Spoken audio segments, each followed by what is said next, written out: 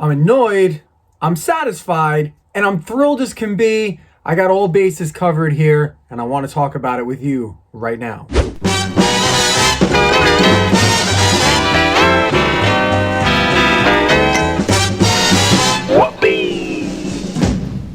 Hey there, what's going on? I'm Chris from Redbeard Videos with another edition of Quick Takes. How are you? Hope you're well.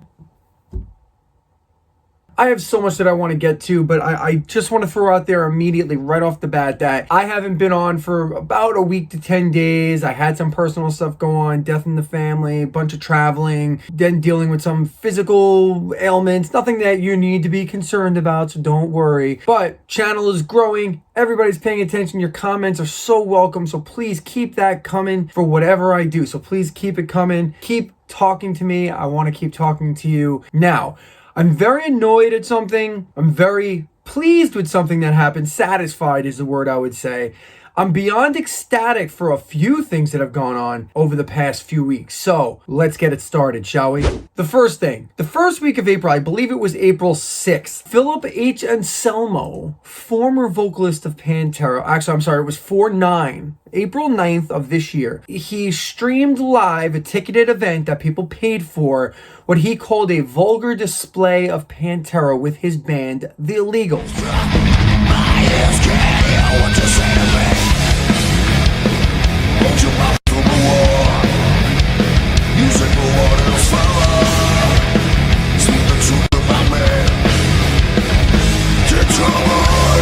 They did a full set of performance. I think it was roughly an hour and 10 or hour and 20 minutes. And I gotta be honest, like I wasn't gonna spend money on this. So I was not going to see it unless somebody uploaded it illegally, and they did. So thankfully YouTube hasn't torn it down, and I was able to pull clips and I was able to actually watch it. Come on. I'm broken.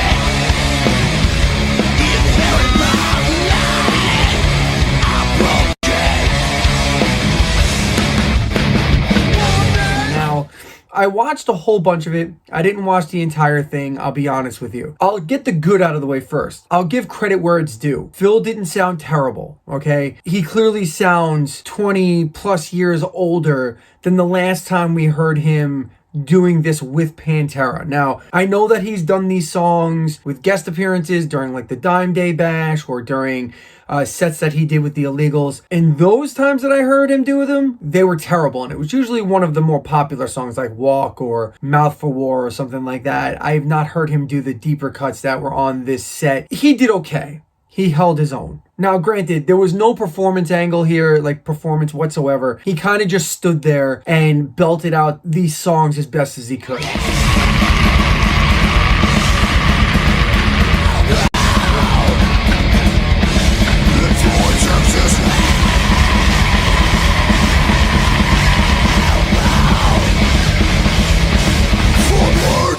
What I will say is the songs were dramatically tuned down, like I'm not a musician to the point where I could tell you just by listening to it how tuned down it was, but it was low. It was low. And the band, The Illegals, they did an adequate job, but nothing will ever capture that Pantera energy, ever. Like ever, ever.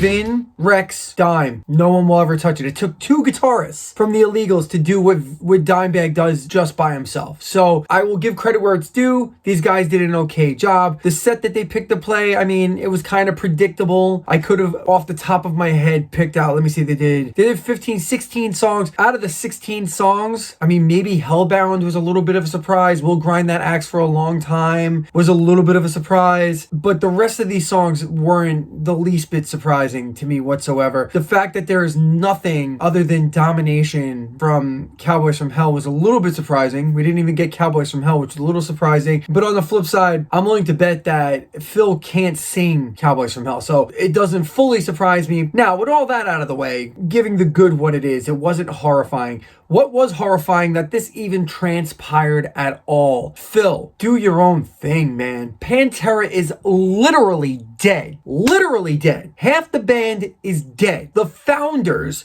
the two guys that founded this band, the brothers Abbott, are dead. And I didn't hear anything of the Abbott family giving you their blessing. Now, do they have to legally? Probably not. But this is a bad look, in my opinion. And I know there was Pantera fans lined up. There were 50 fans in the building, which is, I mean, that's cool. You know, I guess that's cool. I'm kind of disgusted by this. I gotta be honest with you. I don't really appreciate, as a big time Pantera fan, what Phil did here. And Phil was one of my vocal heroes in the 90s. I can't express that enough. I don't want to begrudge the man a right to make money. But on the flip side, knowing what has transpired in the history of this band and knowing how the brothers Abbott felt about Phil, I can't imagine that they would put their blessing on this if they were still alive. So I'm disgusted by this. Let me know what your thoughts are in the comments. I will be glad to answer them. If you're a Pantera fan and you thought this was cool and you think I'm ridiculous, then please let me know.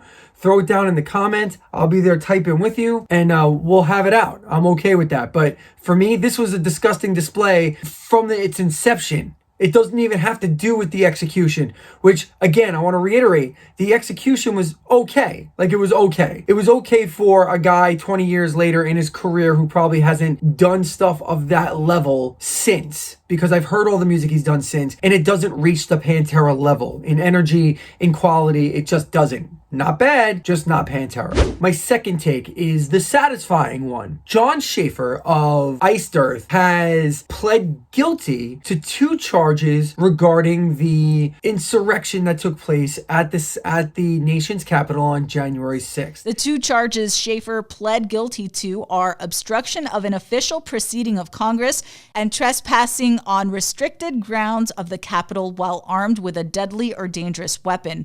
Both are felony offenses carrying heavy penalties. I've been scalded by people on this page. I've actually lost a few subscribers because I actually went a little political when it came to this topic and cancel culture. But I've expressed before that when it comes to this channel, we are entertainment based, we are pop culture based, we are music based. However, sometimes these things, they cross over into politics, and I'm going to let my opinions known when it comes to that. I have no problem letting people know how I feel about things politically, okay? I'm not afraid of my own politics. I actually am very proud of them. If you see anything in my background, I'm sure you've seen it before.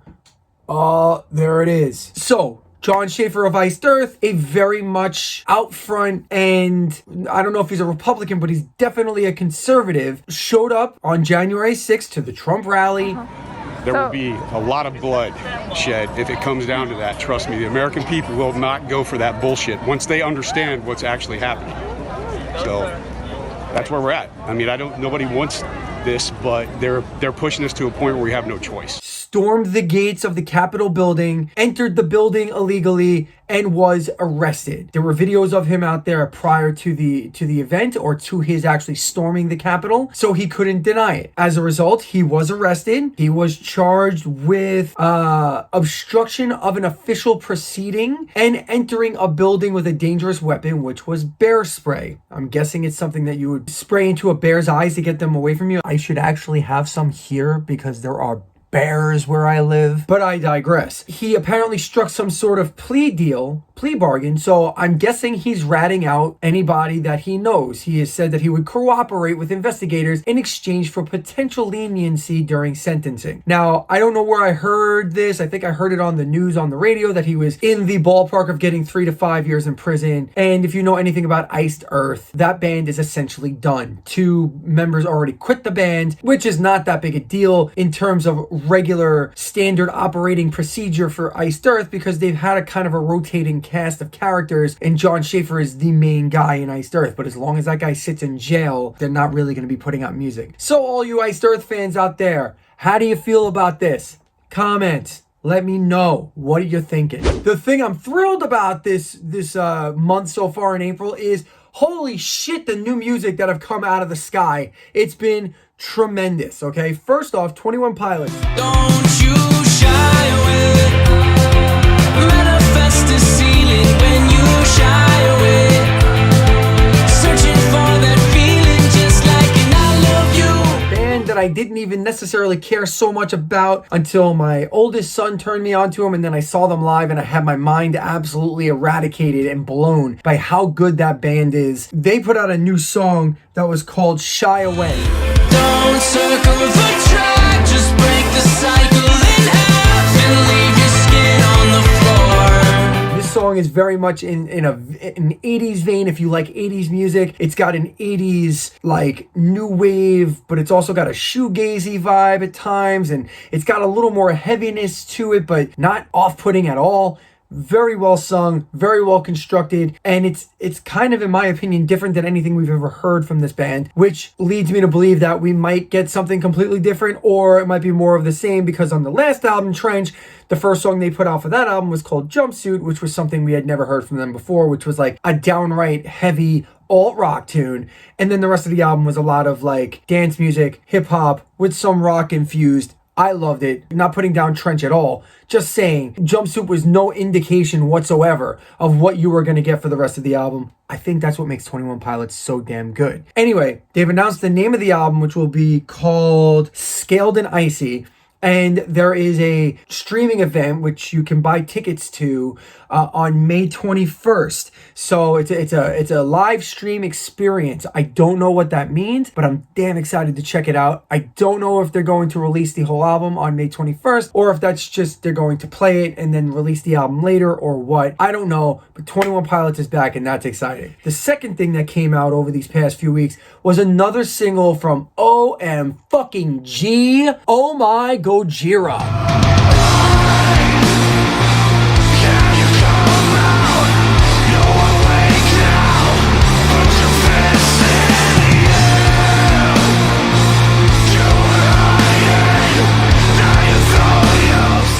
Fourth single from their forthcoming album Fortitude, which is due out on 4/30, which is any time now, depending on when you're watching this video. It's due out April 30th. And the fourth single, Into the Storm, it just keeps building. It started with Another World, Born for One Thing, then Amazonia, and now Into the Storm, and it just keeps building. Each song is getting better and better, and no one in the metal game is better than Gojira right now. There is not one band out there that does it better than Gojira. Lyrically, they're tremendous. Musically, they're just kicking ass, and they're getting more progressive and more creative with their music, and they're not letting themselves get stale like so many of these metal bands do these days. I'm so amped for Fortitude. Check out these singles. Into the Storm was the newest one, and it's just fucking unreal, period.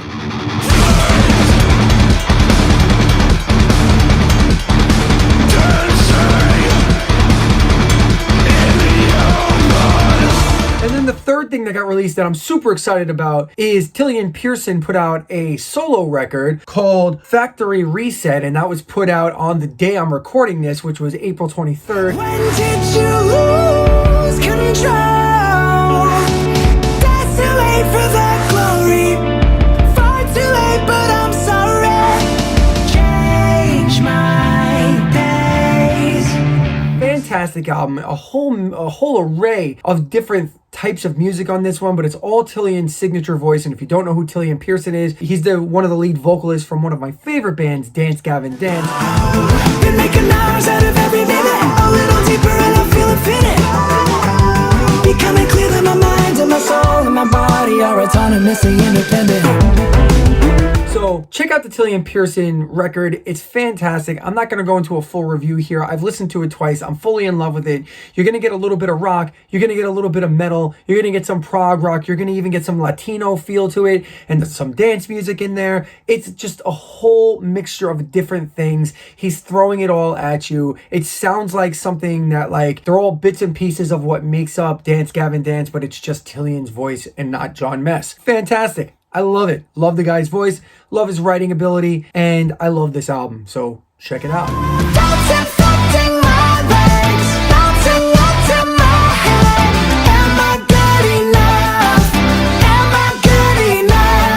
And that's it for Quick Takes this week. What do you think? Hit me up on my socials at VideosBeard on Twitter, Redbeard Videos on Facebook, and you can always drop the comments down below. Like this video, comment the video, subscribe, hit the bell, ding ding, put your dukes up, whatever you want to do. Until next time though, I'm Chris and I will see you soon. Bye.